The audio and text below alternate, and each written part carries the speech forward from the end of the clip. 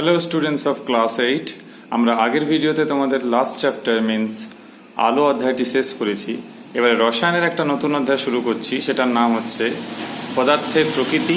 তার অন্তর্গত চ্যাপ্টার হচ্ছে পদার্থের ভৌত ও রাসায়নিক ধর্ম। তোমরা জানো আমাদের চারিদিকে পরিবেশের সমস্ত যে বস্তু রয়েছে তার কোনো না কোনো তারা কিন্তু কোনো না কোনো পদার্থ দিয়ে তৈরি হয়ে থাকে। পদার্থ বলতে আমরা কি বুঝি না, যেটা আমরা আগের ক্লাসগুলোতে পড়েছি, পদার্থ মানে তাদের ভর থাকবে, তাদের আয়তন থাকবে।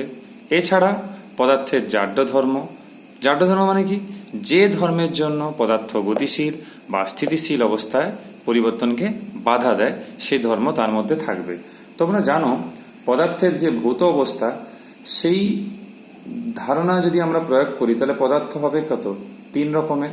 একটা হচ্ছে কঠিন, যেমন লোহা, কাঠ, ইট ইত্যাদি; তরল যেমন জল, কেরোসিন, গ্লিসারিন ইত্যাদি; গ্যাস যেমন হাইড্রোজেন, অক্সিজেন, নাইট্রোজেন, জলীয় বাষ্প ইত্যাদি।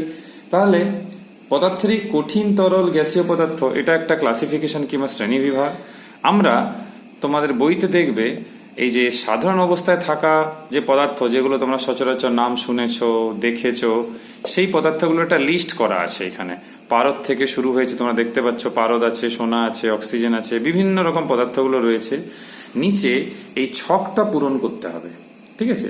তো এই ছক পূরণ করতে হবে কেমন না, প্রত্যেকটা পদার্থে তোমরা খাতা নিয়ে কি করবে, এরকম একটা বড় খাতা, একটা ছক করবে, অত ছোট নয়, একটা বড় করবে। সেখানে একটা পাতায় তোমরা এই ছকটা করো বড় করে, স্পেসগুলো বড় রাখবে যাতে করে লেখার জন্য যথেষ্ট জায়গা থাকে। আরেকটা পাতায় তোমরা এই ছকটা করো পদার্থের নাম, বর্ণ, গন্ধ। আর একটা পেজে করো পদার্থের নাম, সে কোন অবস্থায় আছে, সাধারণ কোন অবস্থায় থাকে, কারণ উষ্ণতার পরিবর্তন হলে তার অবস্থারও পরিবর্তন হবে। সেইখানে এই লিস্টটা করতে হবে। স্বাভাবিকভাবে এখানে যতগুলো নাম রয়েছে তার মধ্যে কয়েকটি বাদে তোমাদের হয়তো অনেকেরই জানা নেই। যেমন ধরো তামা, আমরা জানি সে কঠিন অবস্থায় থাকে সাধারণত। এবার তার বর্ণ কেমন, তার কি কোনো গন্ধ আছে কিনা, তো এরকম অনেকগুলো আছে। তো এইগুলো তোমাদের হয়তো বুঝতে অসুবিধা হতে পারে, ওই জন্য আমি এক একটা করে বলছি। যারা এখন ভিডিও দেখছো তারা কি করবে, খাতায় সেগুলো নোট ডাউন করবে। যারা হয়তো মনে হবে যে হ্যাঁ স্যার স্পিডে হচ্ছে, আমরা নোট ডাউন করতে পারছি না, তোমরা যেহেতু ইউটিউবে তোমরা ভিডিওটা দেখছো, তোমরা কি করবে, ভিডিওটাকে পজ করবে, মানে ভিডিওটাকে থামিয়ে লিখবে, তারপরে আবার পুনরায় ভিডিওটাকে চালু করবে। তাহলে আমি কয়েকটি বলি, যেরকম সাপোজ আমি প্রথমে যেটা রয়েছে তার থেকে শুরু করা যাক। প্রথমে রয়েছে কি পারদ। তাহলে পারদ কি অবস্থায় থাকে না, পারদ থাকে কঠিন অবস্থায়, না তরল অবস্থায়, না গ্যাসীয় অবস্থায়। না, সাধারণত পারদ হচ্ছে তরল অবস্থায় থাকে, কারণ পারদ হচ্ছে তরল হলেও সে কিন্তু ধাতু। এরপর যেটা রয়েছে, এরপরে রয়েছে কি না, এই পারদের আমরা যদি বর্ণ সম্বন্ধে বলি, পারদ কেমন না, উজ্জ্বল রূপলি বর্ণের হয়ে থাকে। এর গন্ধ, এর কোনো গন্ধ কিন্তু নেই।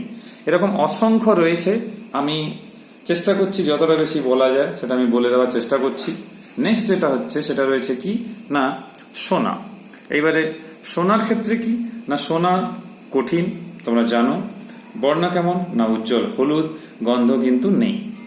অক্সিজেন গ্যাসীয় অবস্থায় সাধারণত পাওয়া যায়, এর বর্ণ কি না, এরকম কোনো বর্ণ নেই, এর বর্ণহীন, গন্ধ কিন্তু নেই। বরফ কঠিন অবস্থায় পাওয়া যায়, দেখতে সাদা, সবাই দেখেছো, গন্ধ কিন্তু নেই। জল কেমন থাকে না, সাধারণত তরল অবস্থায় থাকে, কোনো বর্ণ নেই আর গন্ধও নেই। নাইট্রোজেন গ্যাসীয় অবস্থায় থাকে, বর্ণ গন্ধ দুটোই নেই। কার্বন ডাইঅক্সাইড গ্যাসীয় অবস্থায় থাকে, বর্ণ নেই, গন্ধও নেই। রূপো কিংবা সিলভার উজ্জ্বল সাদা বর্ণের হয়, সাধারণত কঠিন অবস্থায় থাকে এবং গন্ধ তারও নেই। কয়লা কঠিন অবস্থায় থাকে, দেখতে কালো হয় এবং গন্ধ নেই। তামা কেমন হয় না, কঠিন অবস্থায় থাকে, একটু বাদামি কিংবা লালচে বাদামি বর্ণের হয়, কিন্তু গন্ধ এরও নেই। গ্রানাইট পাথর কেমন না, কঠিন অবস্থায়, পাথর বুঝতেই পারছো কঠিন অবস্থায়, এবং সেই গ্রানাইটের কিরকম তার বর্ণ, সাদা হতে পারে, বাদামি হতে পারে, লাল হতে পারে, কালো হতে পারে। তাহলে গ্রানাইট পাথর বিভিন্ন রকমের পাওয়া যায়, সে হলুদও হতে পারে। তো এরও কিন্তু কোন রকম গন্ধ কিন্তু নেই। এছাড়া তোমাদের এখানে আরো অনেকগুলো রয়েছে, আমি চেষ্টা করছি যতটা বলা যায়। নেক্সট দেখো, গ্লিসারিনের নাম রয়েছে, তাই তো? এবার এই যে গ্লিসারিনের নাম এখানে রয়েছে, পরপর নাম আছে, আমি এক একটা করে বলছি। গ্লিসারিনের ক্ষেত্রে কি না, সাধারণত তরল অবস্থায় পাওয়া যায় এবং কোনো বর্ণ নেই এবং গন্ধও নেই। আলকাত্রা তরল অবস্থায় পাওয়া যায়, বর্ণ কালো, তোমরা দেখেছো।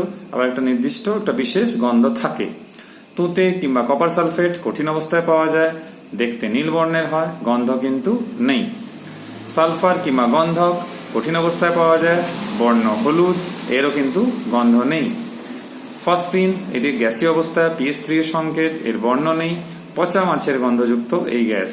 ক্লোরিন গ্যাসীয় অবস্থায় পাওয়া যায়, বর্ণ কেমন না ওই সবুজ সবুজ হলুদ ভাব, মানে সবুজ হলুদ ভাব কালারটা। কেমন গন্ধ না ব্লিচিং পাউডারের গন্ধের মতো ঝাঁঝালো গন্ধ। ব্রোমিন সাধারণ অবস্থায় তরল অবস্থায় পাওয়া যায়, গাঢ় লাল কালারের হয়, রেডিশ কালারের, কোনো কিন্তু গন্ধ নেই। হাইড্রোজেন সালফাইড গ্যাসীয় অবস্থায় পাওয়া যায়, কোনো বর্ণ নেই, কিন্তু গন্ধ হচ্ছে পচা ডিমের গন্ধযুক্ত। আয়োডিন কেমন না কঠিন অবস্থায় পাওয়া যায়, তোমরা জানো, বর্ণ হচ্ছে বেগুনি, কোনো গন্ধ নেই।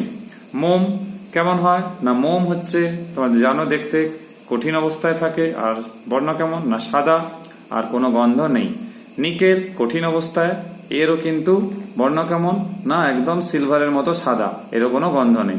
কেরোসিন তরল, কোনো বর্ণ সেরকম নেই, বিশেষ গন্ধ একটা থাকে। বেনজিন এগুলো সব জৈব পদার্থ, তাই একটা গন্ধ থাকছে, মানে সব জৈব পদার্থ গন্ধ থাকে তা নয়, যেগুলো অ্যারোমেটিক কম্পাউন্ড হয় সেগুলোর মধ্যে কিন্তু গন্ধ থাকে। কেরোসিনের বর্ণ নেই, বেনজিনেরও বর্ণ নেই, স্পিরিটেরও বর্ণ নেই, কিন্তু তিনটেরই গন্ধ কিন্তু রয়েছে।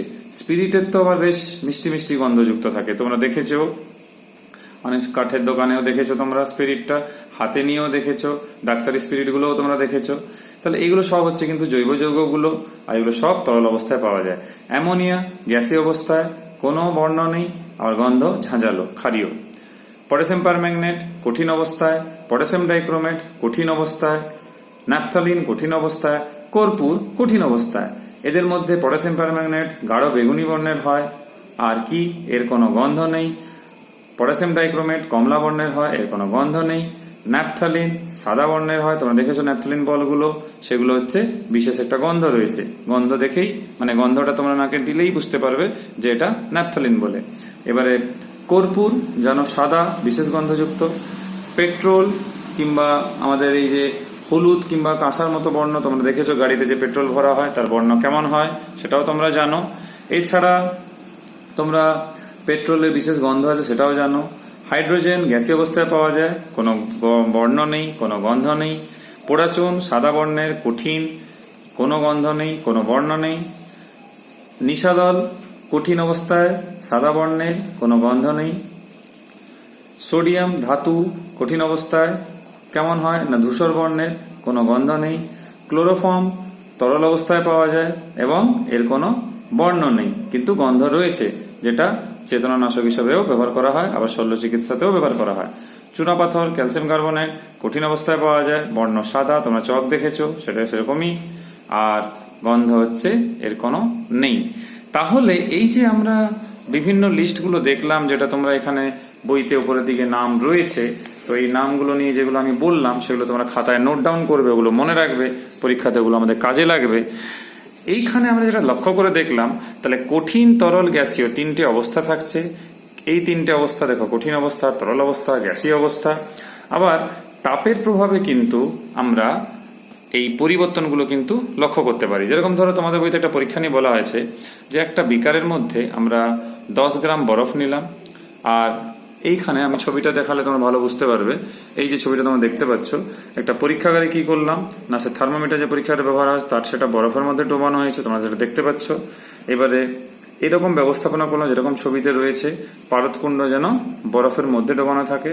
এইবারে বিকারটাকে যদি আমরা ধীরে ধীরে উত্তপ্ত করতে থাকি, তখন কি হবে, বরফটা গলতে থাকবে।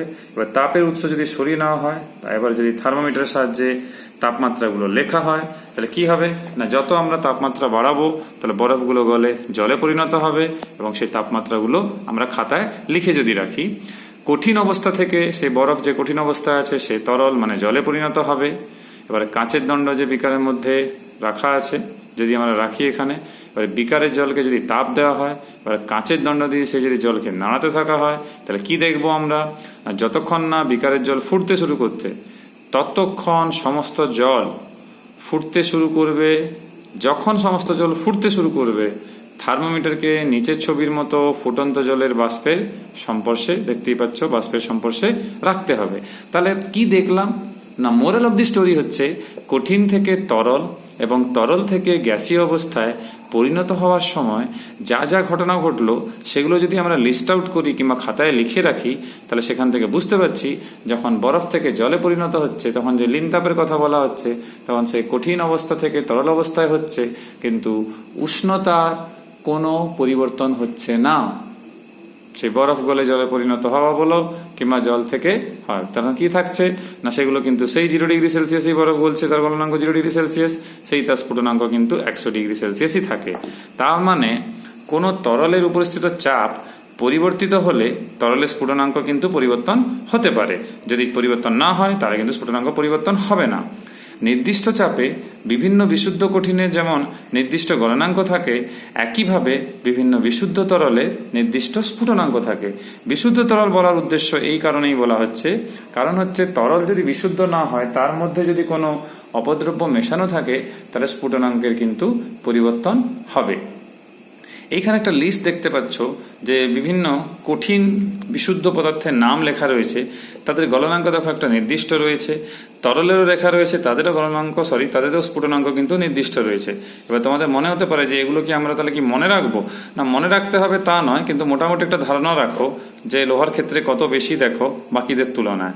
তাহলে গলনাঙ্ক একটা নির্দিষ্ট থাকবে যতক্ষণ সে বিশুদ্ধ থাকবে। সে লোহার সঙ্গে যদি কিছু অপদ্রব্য মেশানো হয়, তখন কি সে অতটা বিশুদ্ধ থাকছে না, তখন তার এই গলনাঙ্ক স্ফুটনাঙ্কের মান কিন্তু পরিবর্তন হয়, যেরকম আমরা সংকর ধাতুগুলোতে দেখতে পাই। তাহলে এই ছকটা তোমরা মোটামুটি মনে রাখার চেষ্টা করবে, কিন্তু ভ্যালুগুলো মনে রাখার দরকার নেই।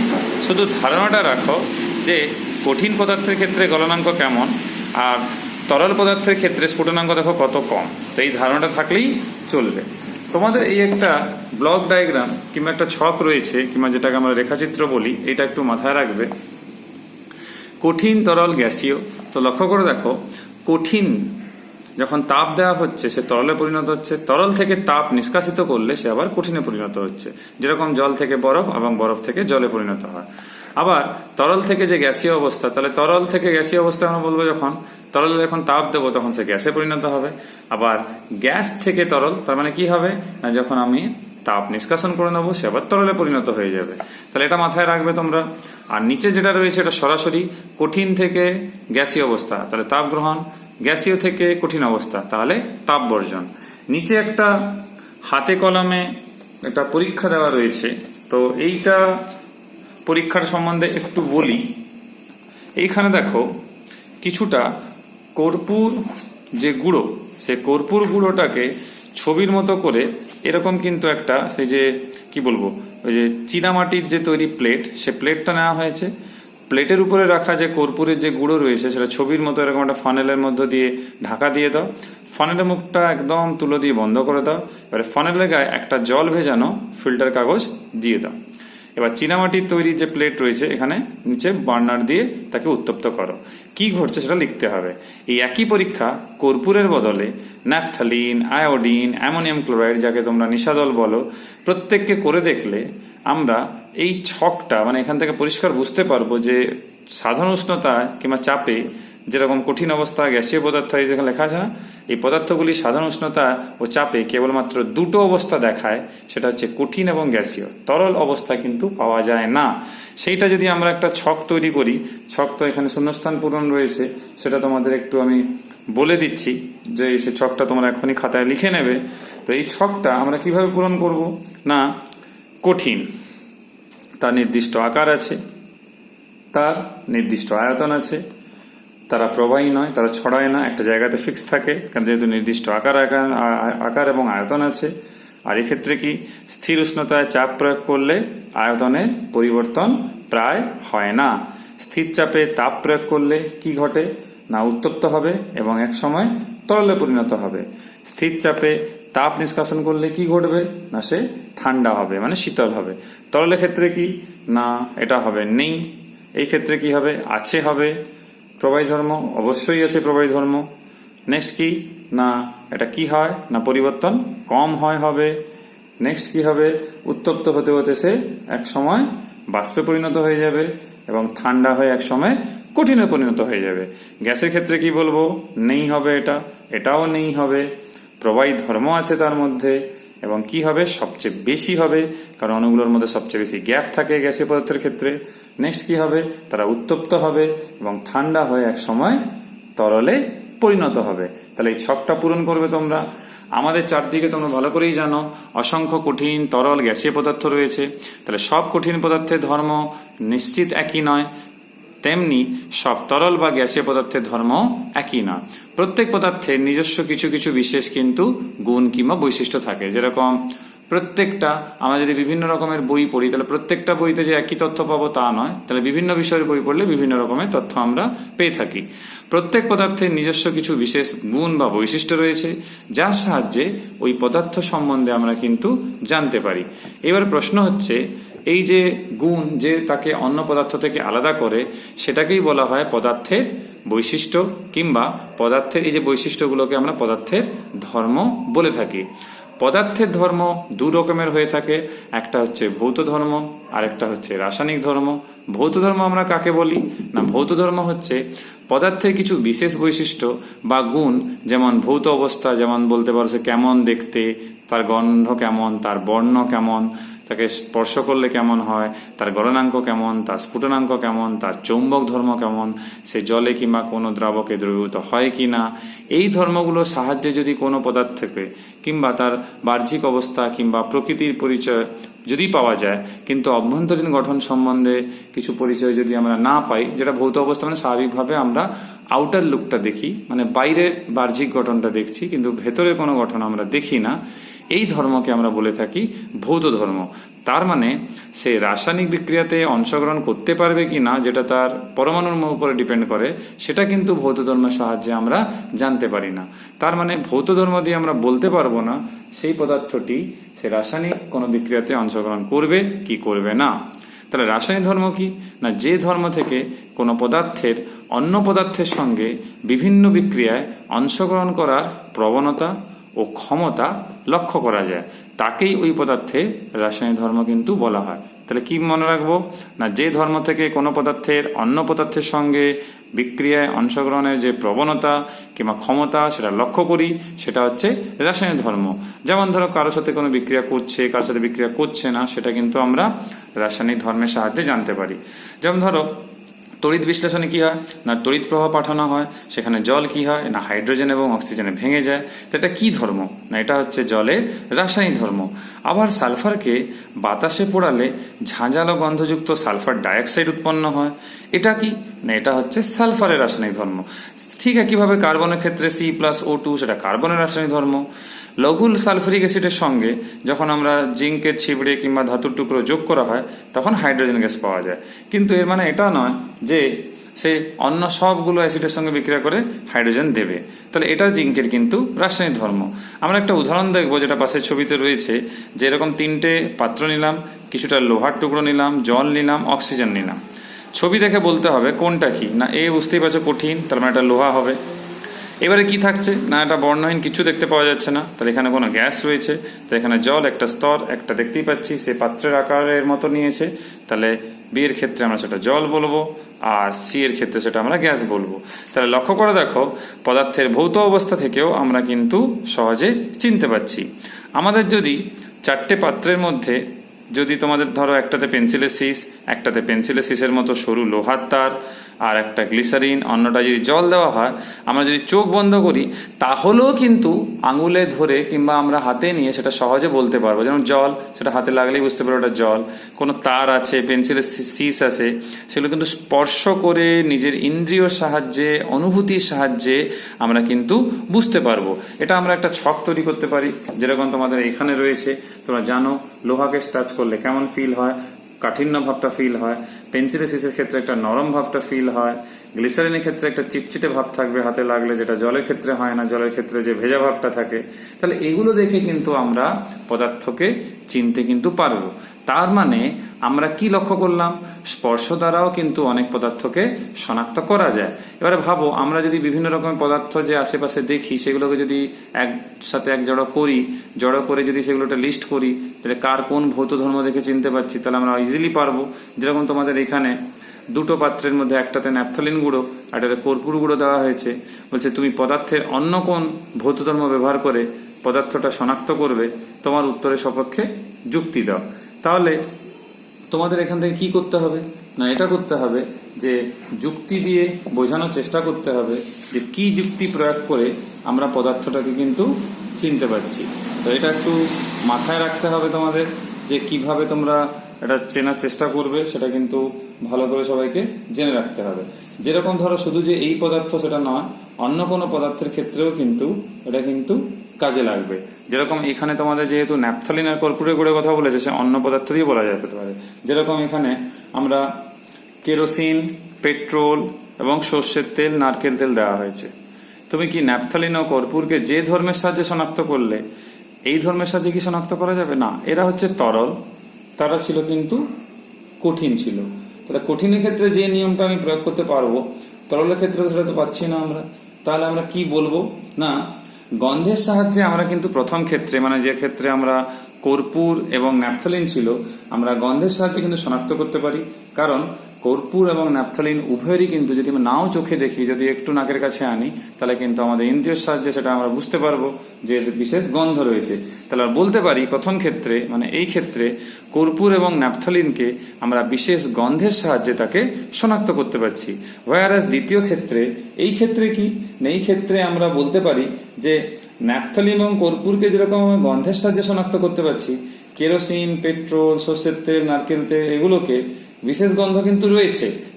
এইবার ব্যাপার হচ্ছে প্রথমটা কঠিন, এটা তরল, ওই জন্য আমি বলছি আলাদা। কিন্তু যদি শুধু একটা কমন ধর্ম বলা হয় যার সাহায্যে দুটোকে চেনা যাবে, তাহলে আমরা বলবো গন্ধের সাহায্যে প্রথমটাকে শনাক্ত করতে পারছি, দ্বিতীয়টাকেও কিন্তু আমরা গন্ধের সাহায্যে শনাক্ত করতে পারবো। যেমন ধরো এখানে তোমাদের অ্যামোনিয়া, হাইড্রোজেন সালফাইড গ্যাসীয় পদার্থ রয়েছে, প্রত্যেকের আলাদা গন্ধ। তোমরা জানো যে হাইড্রোজেন সালফাইড পচা ডিমের গন্ধ, অ্যামোনিয়া কিন্তু পচা ডিমের গন্ধ নয়, তীব্র ঝাঁঝালো গন্ধ। তাহলে এগুলো আমরা কিন্তু গন্ধের সাহায্যে পাচ্ছি। একইভাবে দেখো এখানে দ্রাব্যতা নিয়েও রয়েছে, এখানে কাঁচের গ্লাস রয়েছে, সেখানে কি করছে না সমপরিমাণ জল নেওয়া হচ্ছে, সেখানে জল নিয়ে এবারে এ গ্লাসের জলে কি করছে না চিনির গুঁড়ো 1 চামচ, বি গ্লাসের জলে 1 চামচ চকের গুঁড়ো নেওয়া হচ্ছে। এবার ভালো করেই তোমরা জানো চিনির গুঁড়ো জলে গুলে যাবে, কিন্তু চকের গুঁড়ো গুলে যাবে না। তাহলে আমরা এই ছকটা পূরণ করতে পারবো। কিরকম পারবো না, এইখানে দেখো ফার্স্টে কি হবে, জলে পদার্থ যোগ করার পর কি দেখলে, এবার এ সেখানে সামান্য দ্রবীভূত হবে চিনি, কিন্তু এই ক্ষেত্রে কি হবে, একেবারে দ্রবীভূত হবে না, তাহলে কোনো অংশ দ্রবীভূত হলো না। তার কিছুক্ষণ পর দেখবো সম্পূর্ণ দ্রবীভূত হয়ে গেল, এটা এখানে লিখবো, এখানে দ্রবীভূত হলো না, তাহলে চিনি জলে দ্রাব্য কিন্তু চকের গুঁড়ো জলে অদ্রাব্য। এরকম আমরা এখানে একটা লিস্ট রয়েছে দেখো এইখানে, এইগুলো আমাদের একটু মাথায় রাখতে হবে। যেটা আমরা দেখছি চিনির ক্ষেত্রে সে হচ্ছে কি না সে জলে দ্রাব্য, কিন্তু সে কেরোসিনে অদ্রাব্য। তার মানে পোলার যে দ্রাবক, যে সার্বজনীন দ্রাবক সেখানে দ্রাব্য, কিন্তু কেরোসিনে দ্রাব্য নয়, পেট্রোলে দ্রাব্য নয়, কার্বন ডাইসালফাইডেও কিন্তু সে দ্রাব্য নয়। নুন সে জলে দ্রাব্য, কেরোসিন, পেট্রোল বা কার্বন যে ডাইসালফাইড সেখানে দ্রাব্য নয়। কর্পূর জলে সামান্য দ্রাব্য, কেরোসিন, পেট্রোল এবং কার্বন ডাইসালফাইডে ইজিলি দ্রাব্য।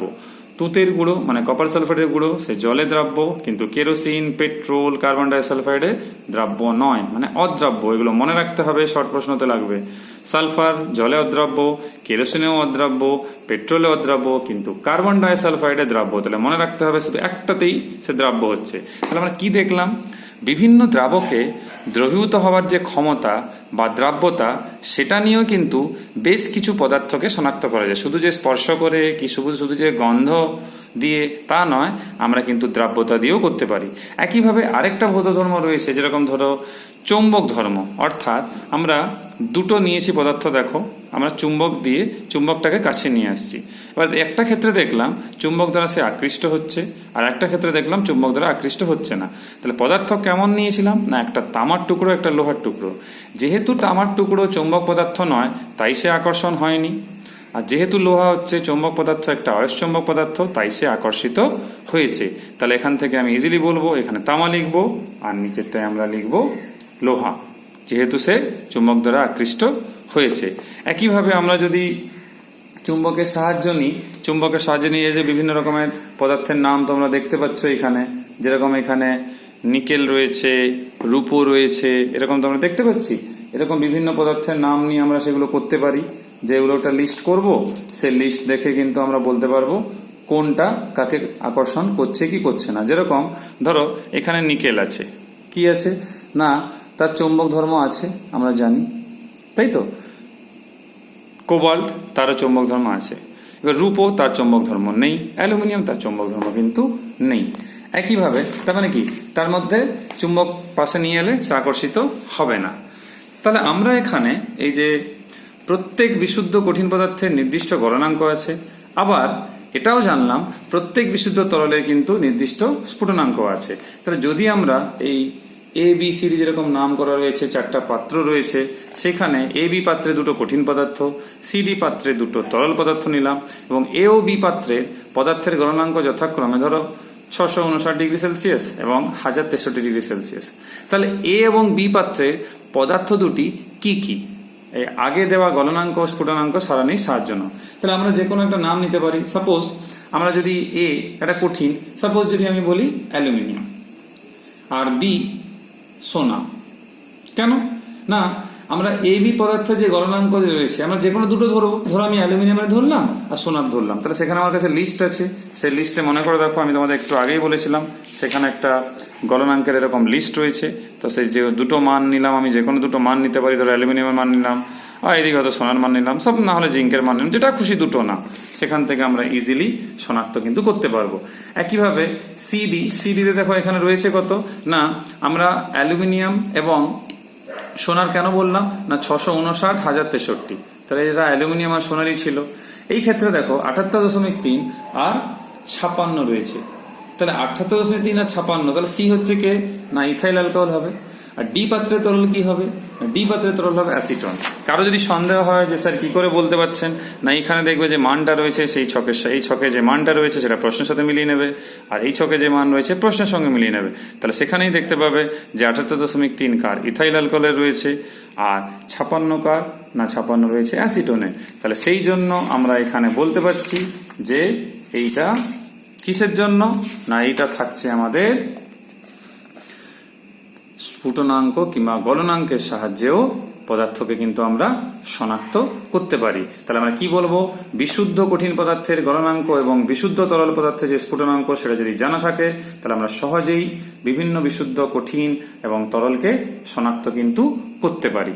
এই ভিডিওতে ভৌত ধর্ম নিয়ে আলোচনা হলো। আমরা পরের ভিডিওতে রাসায়নিক ধর্মের সাহায্যে কিভাবে পদার্থকে শনাক্ত করা হয় সেটা নিয়ে আলোচনা করব। সবাই সুস্থ থাকবে, ভালো থাকবে, মন দিয়ে পড়াশোনা করবে। কারো কোনো বুঝতে অসুবিধা হলে ইউটিউবের কমেন্ট বক্সে কমেন্ট করে জানাবে কিংবা হোয়াটসঅ্যাপের মাধ্যমে জানাবে।